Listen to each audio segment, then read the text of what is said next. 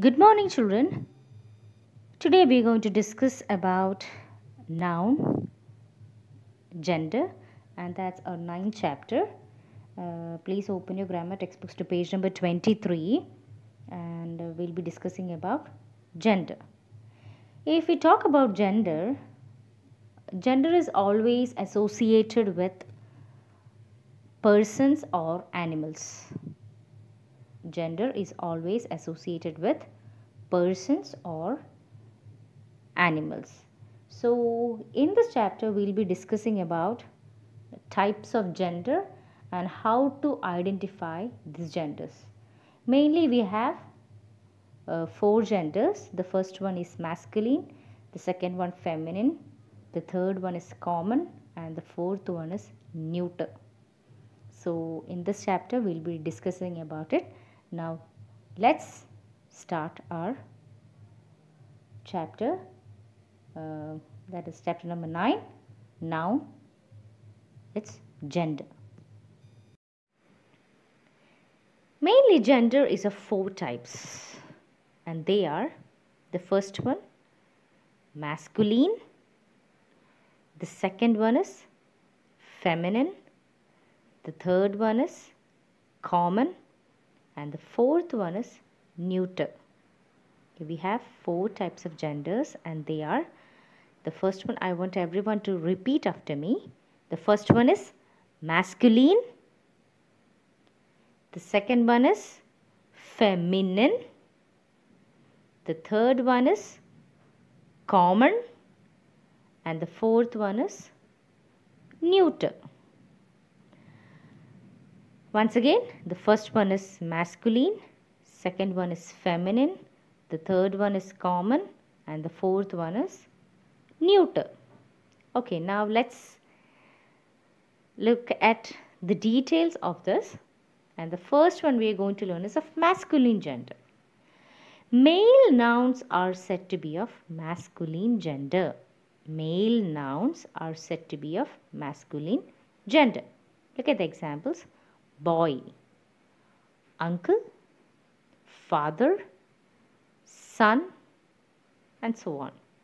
So look here, boy is a male noun, uncle is a male noun, father is a male noun, son is a male noun, and so on.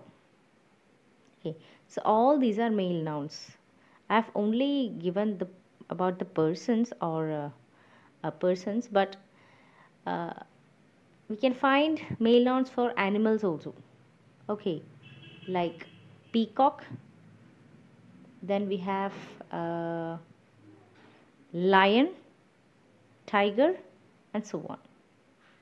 So let's look at the female nouns. Female nouns are said to be a feminine gender. Okay, female nouns are said to be a feminine gender. Look at the examples: girl, aunt, mother, daughter, etc. Girl is a female noun. Aunt is a female noun. Mother is a female noun. Daughter is a female noun. So if we look at the animals, you can say peahen is a female noun. Lioness is a female noun. Tigress is a female noun. Okay, so male nouns are of masculine gender. Female nouns are said to be of feminine gender. I hope you understood. Once again, male nouns, masculine gender, female nouns, feminine gender. Now let's look at, we have discussed about masculine gender, feminine gender. Now the third one we are going to look is common gender. This is very easy. The nouns which can be used for masculine and feminine are said to be of common gender. So you might think what this is. Let's look at the examples. Students. Okay, let me ask you one question. In your class you have boys as students and also girls as students. Yes or no? So a student can be a boy or a girl. So here the word student is of common gender because it can be masculine or feminine. Now let's look at the next word, friends. You have boys as friends and girls as friends. Yes or no? So the word friends is of common gender because it can either be a boy or a girl. So the word friend is of common gender. The next word, parents. You have father and mother as parents. Yes or no? Together you call them as parents. So father is a male noun and mother is a female noun. Yes or no? So it can be masculine and also feminine. So parents is of common gender.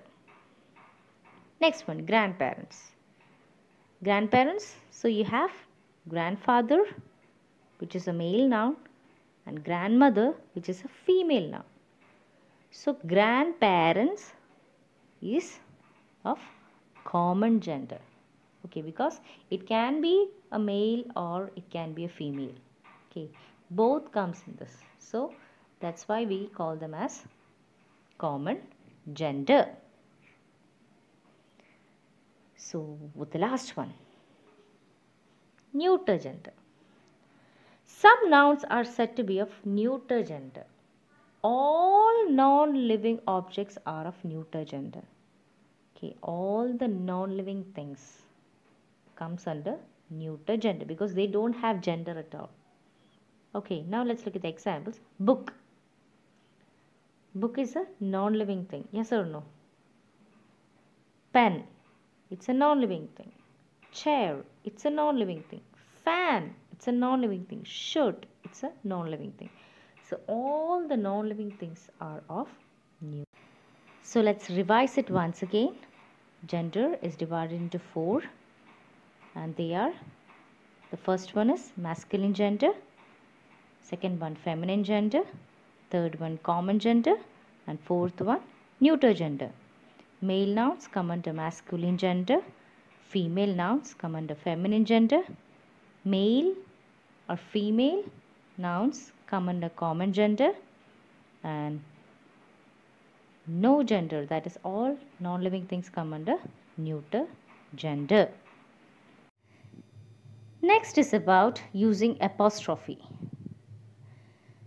Some nouns tell us who owns what.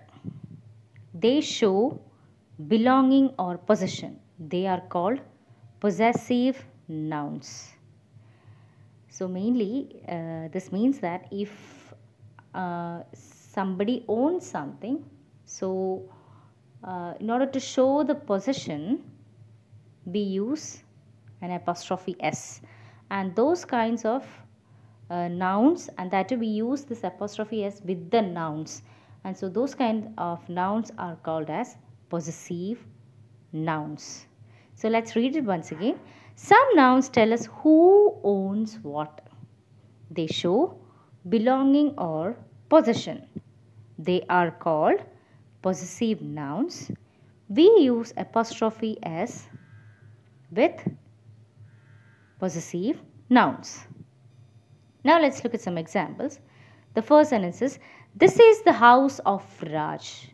In this sentence we have the noun Raj. So he owns something, that is the house. So in order to show that the house belongs to Raj, we'll rewrite this sentence as, this is Raj's house. So we have added apostrophe s with the noun Raj. So Raj has become the possessive noun. And by adding apostrophe s, we have shown that the house belongs to Raj. Now let's go to the second one. The bag belongs to Manju. So here there is a person named Manju and she has a bag. So in order to show that the bag belongs to Manju, we add apostrophe s to the noun, that is to whom the thing belongs. So look at the sentence. This is Manju's bag. So Manju is the possessive noun and we have added apostrophe s to Manju in order to show that the bag belongs to Manju. And if in case here these two sentences were about singular nouns, that is we are talking about one person. If one person owns something, what would you do? We add apostrophe s to the person's name or the animal's name.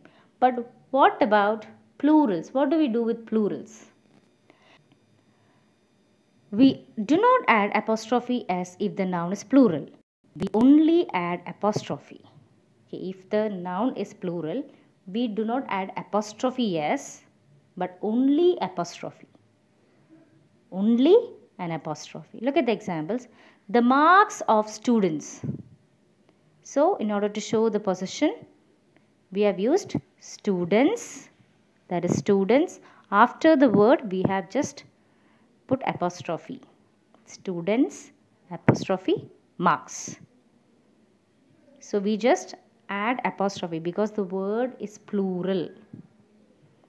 So, the marks of students is students' marks. Let's look at one more example. The files of employees. Employees is a plural word.